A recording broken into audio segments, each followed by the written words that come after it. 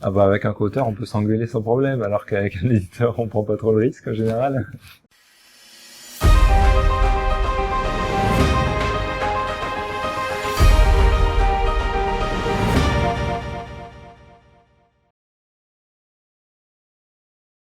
Tes jeux édités sont tous des jeux d'ambiance et de communication. Est-ce que l'exploration de la création t'amène à te frotter à des jeux plus velus?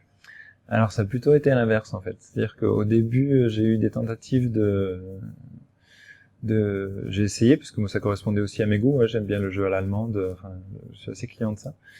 J'ai essayé de faire du gros jeu, ça a pas abouti. Je pense que au niveau de ma démarche de travail, ça correspond pas exactement à ma manière de fonctionner.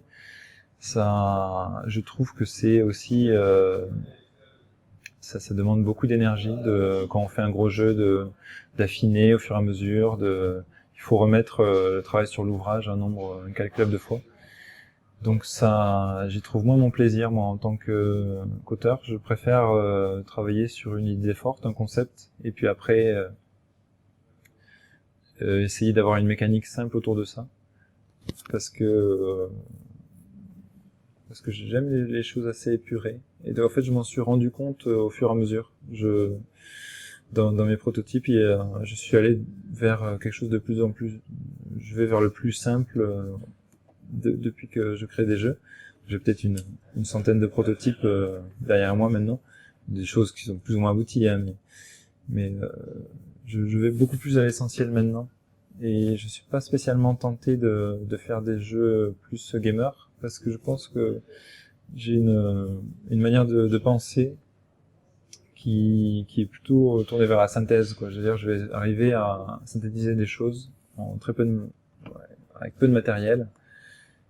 Et ça, je sais que je sais bien le faire, mais faire des choses avec plein de mécaniques imbriquées, etc., j'ai beaucoup plus de mal à le concevoir, en fait, intellectuellement. Donc, je m'y frotte pas trop. Il y a quelques semaines, c'était le festival Alchimie du jeu, où tu présentais un prototype avec Benoît Turpin. Quels ont été les retours? Alors, ce prototype, on l'avait déjà présenté au Festival de Cannes à des éditeurs. On avait eu des retours plutôt positifs. Et on l'a retravaillé. On a fait plusieurs jeux d'ailleurs avec Benoît Turpin, donc c'est pas le premier. Là, l'idée c'est que c'était un casse-tête compétitif, c'est-à-dire une sorte de casse-tête à résoudre, mais tout le monde est en compétition pour faire ça. On a fait ensemble un autre jeu qui s'appelle Cube Animaux, qui est, on pense, en bonne voie d'édition. Enfin, on verra ça, mais en tout cas, on a des très bons retours dessus, qui est aussi un peu dans cette idée-là, c'est-à-dire que on a des cubes avec des faces et un nombre d'animaux dessus, et il faut arriver à réaliser une combinaison. Donc on oriente les cubes comme on veut. Au final, il faut arriver à réaliser une combinaison de 3 chiens, 4 chats et 2 cochons, par exemple. L'astuce, c'est qu'il y a quelque chose qui fait que ça nivelle entre les joueurs. Si quelqu'un qui est fort, il va avoir un cube en plus. Ça veut dire que ça va être plus difficile pour lui, mais il va quand même faire la même chose que les autres. Et pour Happy Birthday, le jeu qu'on présentait à Alchimie, on cherchait quelque chose qui permette de niveler aussi parce que les joueurs n'ont pas les mêmes compétences. En fait, c'est souvent ça pour les casse-têtes, c'est-à-dire il y a des gens qui vont être très forts et d'autres qui vont être toujours à la ramasse. Donc il faut trouver un moyen de niveler ça, ce qui est pas forcément facile. Donc bon, on va continuer à travailler dessus, sûrement. Et la relation avec un co-auteur est-elle différente de celle d'avec un éditeur? Et dans quelle mesure? Ah bah avec un co-auteur on peut s'engueuler sans problème, alors qu'avec un éditeur on prend pas trop le risque en général. Non, bah, en fait, je pense qu'avec un co-auteur c'est surtout l'aspect humain qui va primer, parce que voilà, il faut qu'il y ait une bonne entente à la base pour réussir à se mettre d'accord, parce qu'il y a plein de moments où on n'a pas forcément la même idée du développement du jeu. Et c'est là où il faut à un moment prendre sur soi, où il faut écouter l'autre, etc. Donc il faut une bonne entente à la base. Alors qu'avec l'éditeur, l'aspect humain est important, mais bon, si c'est un éditeur où on est en contact seulement à distance, par mail, voilà, l'aspect humain est moins, disons, moins important, je dirais. Et oui, après, j'ai fait pas mal de co-création avec d'autres personnes. Ça a pas spécialement abouti pour l'instant, mais en tout cas, c'est quelque chose que j'aime bien, quoi, travailler avec d'autres personnes, avoir une sorte de ping-pong comme ça, d'échange d'idées. Je trouve ça assez stimulant. Les bars ludiques se multiplient. Aujourd'hui, on est dans un bar à jeux sur une journée proto-test. Est-ce que, comme les festivals, c'est un passage indispensable pour les auteurs de jeux? Alors, non, je dirais pas indispensable, parce que ce qui est vraiment indispensable, c'est les festivals où là, il va y avoir toutes les rencontres professionnelles qu'on peut faire. Par contre, je dirais que pour le développement du jeu sur la ville, c'est super quoi d'avoir des bars à jeux. Donc là, il y en a 3 maintenant à Toulouse qui sont montés assez proches l'un de l'autre. Ça désenclave un petit peu le jeu de société il y avait déjà beaucoup d'associations de jeux qui faisaient des soirées comme le Bonapartida Social Club, ou Terre de Jeux, Acro-Jeux, etc.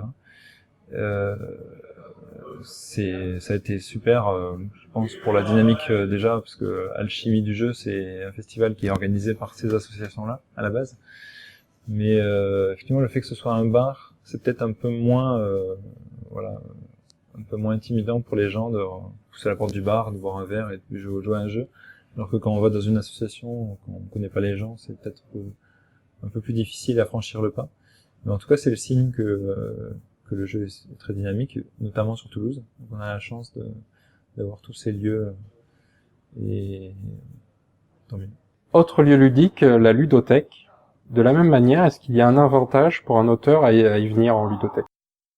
Alors moi j'avais la chance à un moment donné d'habiter tout proche d'une ludothèque. J'étais près de Ludomonde, et donc j'y allais assez régulièrement. Alors j'ai découvert plein de jeux là-bas, donc c'était super parce que en fait ils ont une diversité de jeux, des jeux assez vieux qu'on trouve plus sur le marché. Et donc effectivement, je pense que l'intérêt principal, c'est ça, c'est de se créer une culture globale du jeu de société, juste en lisant les règles ou en tombant par hasard sur une boîte. Et d'ailleurs, à Ludomonde, c'est là-bas que j'étais tombé sur un jeu qui s'appelle Fair Play, qui est d'un auteur italien. Je connais plus l'éditeur. Et il y a une mécanique où il y a une course, il faut avancer le plus vite possible. Et à un moment donné, on va proposer une carte à quelqu'un, et il doit l'accepter ou la refuser. Et quand j'avais lu les règles, je m'étais dit mais c'est trop bien ce truc. Mais pourquoi ils ont fait tout ce qu'il y a avant là? Pourquoi il y a la course là? On s'en fout de la course en fait. C'est sur ça qu'il faudrait concentrer le jeu en fait. Et donc c'est de là que m'est venu. Enfin, j'ai gardé en tête ce mécanisme parce que je le trouvais génial. Et ensuite ça a donné Blanche-Neige et Argue.